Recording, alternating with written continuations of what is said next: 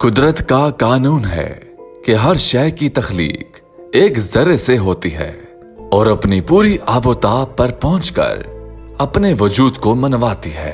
जैसे इंसान, जानवर, पौधे हों या पहाड़, ऐसी ही एक इंसानी दरियाफ्त ईंट भी है, जिसका वजूद मिट्टी से शुरू होकर उसे बुलंदो बाला इमारत में तब्दील कर देता है। ईंट की बनावट से लेकर एक इमारत की तकमील तक क्या मराहिल तय किए जाते हैं, ये हम आपको बताते हैं। आगाज होता है चंद मखसूस खुसूसियात रखने वाली मिट्टी से। मिट्टी पर पानी डालने के बाद उसे गूंदा जाता है ताकि पूरी तरह मुलायम हो जाए।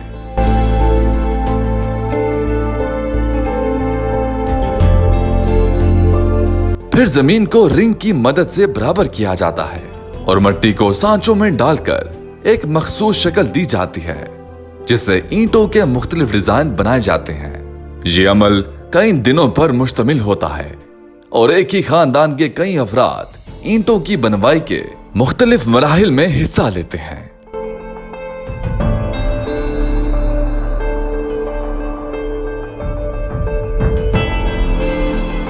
ਅਸੀਂ ਇੱਥੇ 2 ਸਾਲਾਂ ਤੋਂ ਰਹਿ ਰਹੇ ਹਾਂ। ਤਕਰੀਬਨ 1200 ਏਕੜ ਦਾ 1450 ਰੇਟ ਹੈ।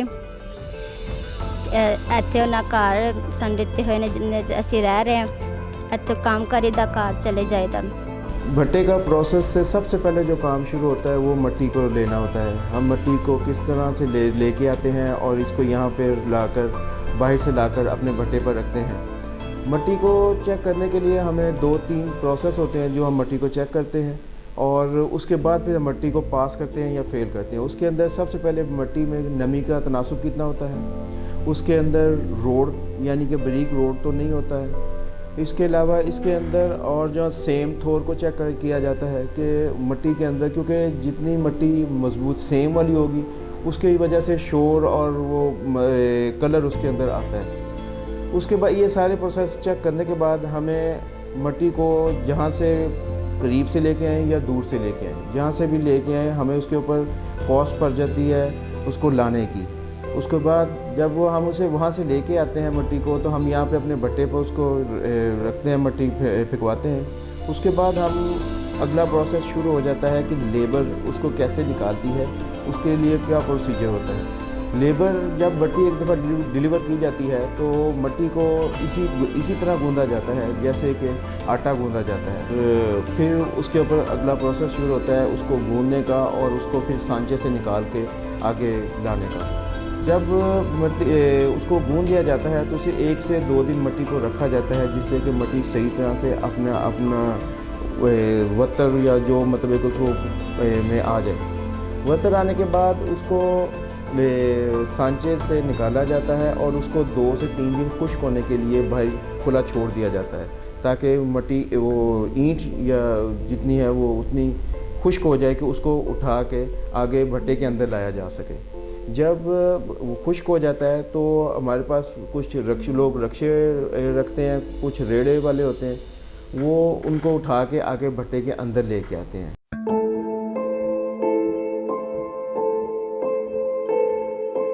फिर ईंटों को तरतीब देकर धूप में सुखाया जाता है और रेडियों की मदद से भट्टे में पकाई के लिए ले जाया जाता है।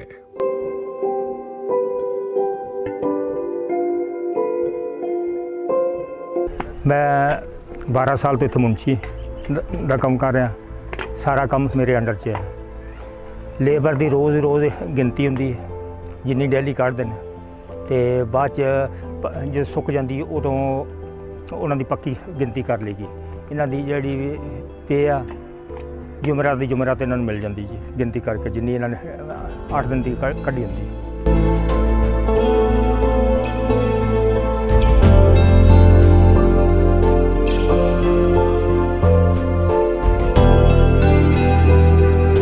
ईंटों को एक मखसूस अंदाज में तरतीब दिया जाता है ताकि गर्मी चारों अतराफ पहुंचे और पकाई मुनासिब तौर पर हो सके।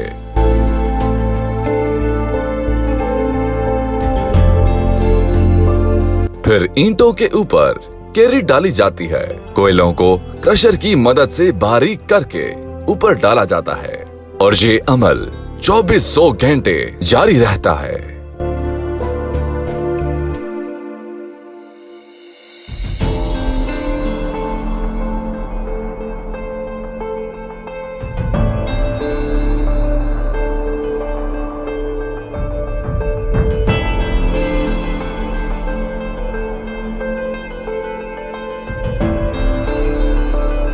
पंद्रह 16 साल हो गए काम करते ਨੂੰ 3 ਬੰਦੇ 6 ਘੰਟੇ ਡਿਊਟੀ ਦੀ ਅਸੀਂ 7 ਵਜੇ ਲਾ ਕੇ 1 ਵਜੇ ਤੱਕ ਫਿਰ ਦੂਜੀ ਸ਼ਿਫਟ ਆ ਜਾਂਦੀ ਤੇ ਦੁਬਾਰਾ ਫਿਰ ਜੀ ਅਸੀਂ ਫਿਰ ਆ ਜੀ ਦਾ ਟਾਈਮ ਤੇ ਉਹ ਦੁਬਾਰਾ ਫਿਰ ਚਲਾ ਜੀ ਦੂਜੀ ਸ਼ਿਫਟ ਆ ਜਾਂਦੀ ਇਹ ਕੋਲਾ ਅਸੀਂ ਪਾਈ ਰੱਖਣਾ ਕੋਈ ਬ੍ਰੇਕ ਨਹੀਂ ਬਾਰਿਸ਼ ਪੈ ਗਈ ਜੋ ਵੀ ਇਹ ਵਿਆਹ ਹੋਤੀ ਹੋਈ ਇੱਕ ਪਾਸੇ ਜਾ ਨਹੀਂ ਸਕਦੇ ਜਿੱਧਰ ਵੀ ਜਾਣਾ ਬੰਦਾ ਦੇਖ ਕੇ ਜਾਣਾ ਉਹ ਦਿਹਾੜੀ ਸਾਡੀ ਕਟੀਜੀ ਮਕਸਦ।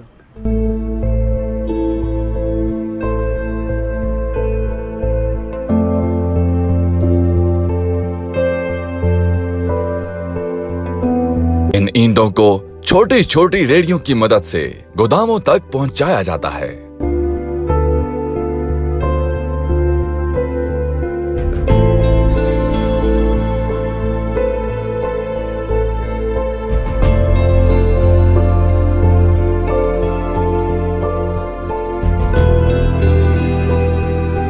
लेकिन ईंटों की तैयारी का अमल माहौलियात की नुकसान पहुंचाने का सबब भी है। इसके मनफी असरात को कम करने के लिए भट्टा मालिकान ने हुकूमती तर्ज पर माहौल दोस्त ज़िग-ज़ैग टेक्नोलॉजी इस्तेमाल कर रही हैं। ज़िग-ज़ैग टेक्नोलॉजी पाकिस्तान में पिछले 3-4 साल पहले मुतारिफ करवाई गई है, जो कि हमारे पास बेसिकली नेपाल से आई है। उससे पहले ये इंडिया और दूसरी जगह पे प्रोसेस चलता था। इससे पहले जो आम प्रोसेस चलता था उसमें भट्टे के कोयले की खपत ज़्यादा होती थी। दूसरा उसके अंदर कार्बन और धुएं की मिक़दार बहुत ज़्यादा होती थी, जिससे माहौलियात बहुत ज़्यादा इफ़ेक्ट होती थी। उससे फिर हमारी गवर्नमेंट ने और हमारे जो लीडर हैं भट्टा इंडस्ट्री के, उन्होंने ये मिलकर ये चीज़ सोची कि भी हमें एनवायरनमेंट के लिए कुछ करना चाहिए और इस टेक्नोलॉजी को चेंज करना चाहिए जिससे कि ये एनवायरनमेंट फ्रेंडली हो जाए। तो फिर नेपाल से हम लोगों को काफ़ी मदद मिली। वहाँ के लोग हमारे पास यहाँ पर आए, उन्होंने कुछ वर्कशॉप्स की जो हमने भी अटेंड की वर्कशॉप्स, और फिर हमने इसको आस्ता आस्ता इस टेक्नोलॉजी को अपने मुल्क के अंदर लेके आए और इसको फिर हमने चलाना शुरू किया। उससे ना सिर्फ इन्वायरमेंट को फ़ायदा मिला बल्कि उससे हम लोगों को, भट्टे वालों को भी बहुत फ़ायदा हुआ। उससे 2-3 चीज़ें जो सबसे ज़्यादा हम लोगों को फ़ायदा हुआ, एक तो उसके अंदर भराई, उसको जब ईंट बाहर से लेके आते हैं और भट्टे के अंदर जोड़ते हैं, पहले की निस्बत इस स्टाइल में जोड़ने से भट्टे का जौन सा है वो ईंट ज़्यादा जुड़ जाती है। नंबर 1 बात। दूसरी बात ये होती है कि कोयले की खपत बहुत कम होती है। तीसरी बात यह है कि धुआं और उस कम निकलने की वजह से, या धुआं कार्बन, उसका टेक्निक और टेक्नोलॉजी इस तरह की है कि वो कार्बन सारा भट्टे के अंदर ही रह जाता है और साफ़ धुआं जो होता है वो बाहर निकल जाता है, जिससे कि इन्वायरमेंट को बहुत मदद मिलती है और भट्टे वाले को भी इससे फ़ायदा होता है क्योंकि उसका कोयले की खपत कम होती है। जिस हिसाब से आजकल कोयला महंगा हो रहा है, उस हिसाब से इस चीज़ की कॉस्ट कम पड़ना भट्टे वाले को बहुत फ़ायदा है। दूसरी बात ये होती है कि इससे भराई ज़्यादा होने की वजह से थोड़े मार्जिन के अंदर ईंट ज़्यादा पक जाती है, और ईंट ज़्यादा पकने से ज़ाहिर बात है कि वो भट्टे वाले को फ़ायदा होता है। अब जब ईंट निकल के बाहर वो रखते हैं तो उसके बाद आगे सप्लाई चेन आ जाती है कि हम इसको सप्लाई किस तरह करते हैं, क्या होता है। ये हमारे पास से इस वक्त ना सिर्फ पूरे पाकिस्तान में बल्कि हम बाहर भी एक्सपोर्ट करते हैं। तैयार होने वाली एक ईंट मेहनत, जहानत और अनथक कोशिश का नतीजा होती है। मालिकान से लेकर मजदूर तक एक खुले मैदान को घर, अस्पताल, स्कूल और इयादत गाह में तब्दील करने की काविशों का हिस्सा होते हैं। ईंट की अहमियत और जरूरत का अंदाजा इस बात से भी लगाया जा सकता है, बनवाई से लेकर इमारत की तामीर तक ये रोजगार और ख्वाबों की ताबीर का जरिया बनती है।